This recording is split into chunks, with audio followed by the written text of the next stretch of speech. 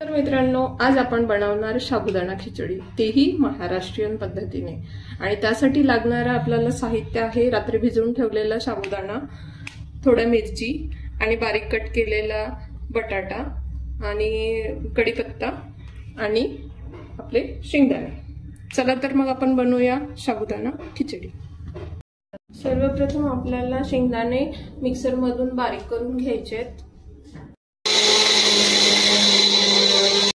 मी सर्वप्रथम कढईत तेल गरम करायला ठेवलेलं होतं। हे आता बऱ्यापैकी तापलेलं आहे। आपण यामध्ये थोडं जिरं टाकूया। त्यानंतर आपल्याला जेवढं तिखट लागेल अशी हिरवी मिरची टाकायची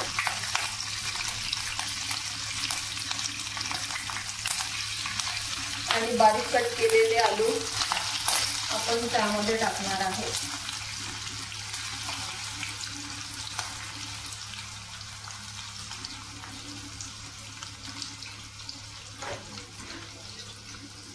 चांगलं परतून घ्यायचं आहे। तर थोडा कढीपत्ता टाकते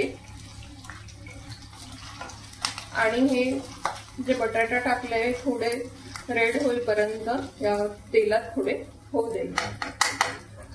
पर्यंत बटाटा थोडा रेड होईपर्यंत आपण हे भुकटी जी शेंगदाण्याची आहे ती यामध्ये आपण पूर्ण मिक्स करून घेणार आहे, म्हणजे ती सर्वत्र पसरेल आणि सगळ्या साबुदाण्याला लागेल।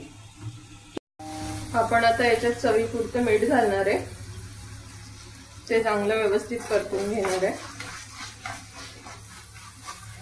त्यानंतर आपल्याला जो आपण शेंगदाणे मिक्स केलेला साबुदाणा यामध्ये घालून घ्यायचा आहे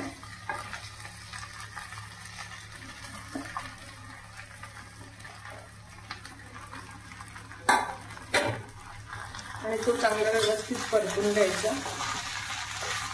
बघा किती मोकळा मोकळा दिसतंय, म्हणजे खायला पण मोकळा लागेल।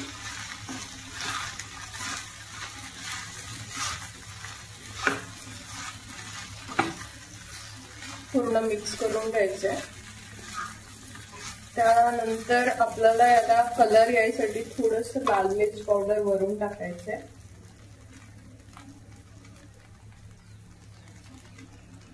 ज्यांना आवडत असेल त्यांनी टाकलं तरी चालेल, नाही टाकलं तरी चालेल। आणि छान कलर येतो आणि खिचडी दिसायला आणि खायला पण छान होते।